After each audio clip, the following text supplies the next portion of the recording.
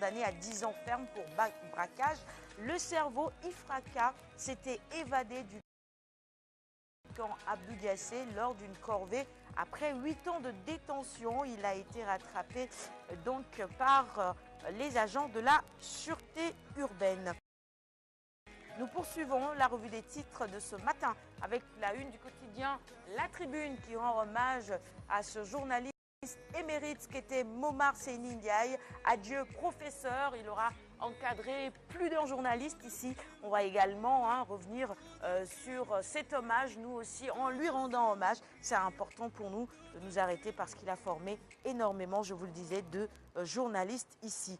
On poursuit avec les quotidiens spécialisés en sport. Stade d'abord, actualité sportive donc, avec les quarts de finale aller de la Ligue des Champions. Barça et Juve en ballottage favorable. Premier succès donc des Catalans à Old Trafford.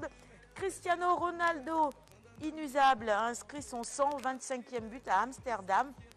Voilà, entre autres, ce qu'on pouvait retenir de cette soirée de Ligue des Champions. Je rappelle que ce sont les quarts de finale.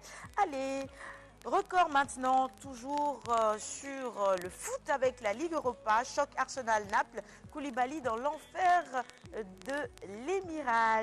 Et puis à la une également, ces propos de Clément Diop qui est gardien de but. Il dit « Je reviendrai dans la tanière ». À la une également, la rupture des ligaments croisés du genou. Cheikh Ndoye, forfait pour la CAN 2019. Ça par contre, c'est pas une très bonne nouvelle. On lui souhaite évidemment de se rétablir très vite.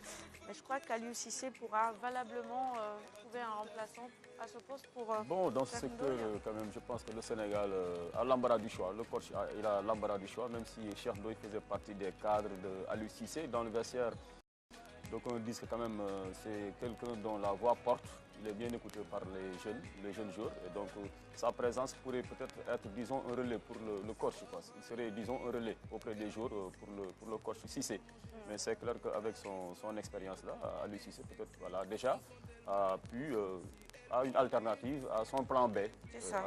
Et on souhaite quand même à Cheikh Ndoye un prompt rétablissement. N'oublions pas qu'il a marqué quand même le but libérateur contre le Cap-Vert. Et ce jour-là, vraiment, tout le Sénégal était stressé. On avait impérativement besoin de la victoire pour enfin se qualifier au mondial, pour la Coupe du Monde. Et il a marqué un magnifique but, un but vraiment d'attaquant.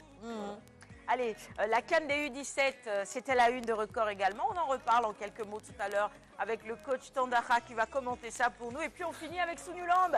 À la une de Sounoulambe ce matin, c'est Eumeu qui pose ce matin à côté de son bulldog. Eumeu ferme ses portes à modulo pour éviter toute infiltration. Son domicile à Mbao sous haute surveillance. Toutes les entrées sont contrôlées. Surveillance millimétrée. On ne sait jamais. Il n'a pas besoin de se barricader. Il n'a qu'à demander conseil auprès de Balla Gaye numéro 2, le lion de Guédiawaye. Mais il a battu Balla Gaye 2 fois. Comment il peut lui demander conseil? Il peut battre Balla Gaye et ne pas avoir la recette pour vaincre Modulo. Or, Balla Gaye, lui, a cette recette-là. Bon. Il sait comment terrasser de fort belle manière Modulo. Donc je pense qu'à la place de Eumeu Sène, je ne vais pas me barricader autant. Je vais tailler avec Balla Gaye et puis il va me donner le secret. Bon, Alioune Badara, on va offrir les quotidiens de ce matin à notre invité du jour, M. Ndiaye. C'est pour vous, coach Tandara. Alors avant de revenir justement...